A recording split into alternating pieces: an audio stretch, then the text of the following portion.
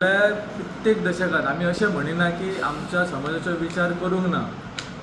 मनोहर पेडणेकर असत तांकां एमजीन तिकेट दिल्ली, बाळकृष्ण धारगळकर असत तांकां एमजीन आनी परतून काँग्रेसीनूय तिकेट दिल्ली, किशोर परवार असत तांकां मगो पक्षान दिली आनी मी स्वता एडवोकेट जितेंद्र गांवकाराक काँग्रेस पक्षान दिली. त्यावेळी असं जाला की प्रत्येक जाण आपापल्या परीन समाजाक एकठांय करपाचो प्रयत्न केलो आनी तेतून खंय तरी चुका बिका जाली आसतली. पूण ह्या वेळाचेर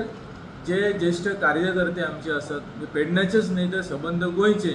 आणि एकत्रीत येवन असो विचार केलो की बाबा ह्या वेळाचेर तरी आमी एकत्रीत हो विचार कित्या खातीर करिना, जेणे करून आमचो समाज एकठांय हाडून एक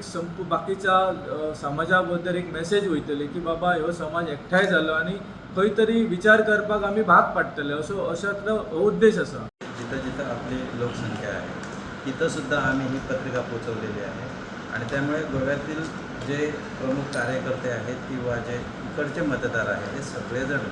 उपस्थित राहतील याची आम्ही जास्तीत जास्त काळजी घेतलेली आहे आणि लोकांपर्यंत पोचलेलो आहोत. आता मेळावा आयोजित केला होता, पत्रकामध्ये म्हटलेलं आहे की सक्षमपणे प्रतिनिधी जाऊन विधानसभेमध्ये बोलणारा आणि आपला आवाज, तर या मतदारसंघामध्ये 33,000 मतदार आहेत ज्यांचा आवाज बनणारा केवळ काही मोजक्याच लोकांचं हे घेऊन आवाज घेऊन जाणारा नव्हे, तर सगळ्यांचे प्रश्न घेऊन जाणारा आणि एज्युकेटेड सक्षम असा एखादा उमेदवार आम्ही निवडून द्यावा. अशा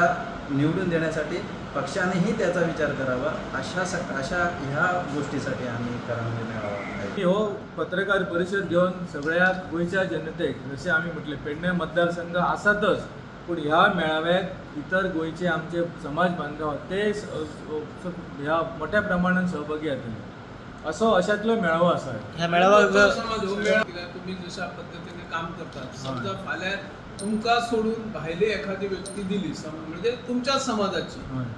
तुमची त्यांना काय असतली पळय तेज्या खातीर आमी योग्य टायमाचेर परतून आमचो जो काही निर्णय आसा, आतां आमी हांगा सगळे बसले की वैयक्तीक दृश्ट्यान आमी एक समाजाक प्रतिनिधित्व करता आणि ह्या अनुषंगाने पत्रकार परिषद आमी घेता.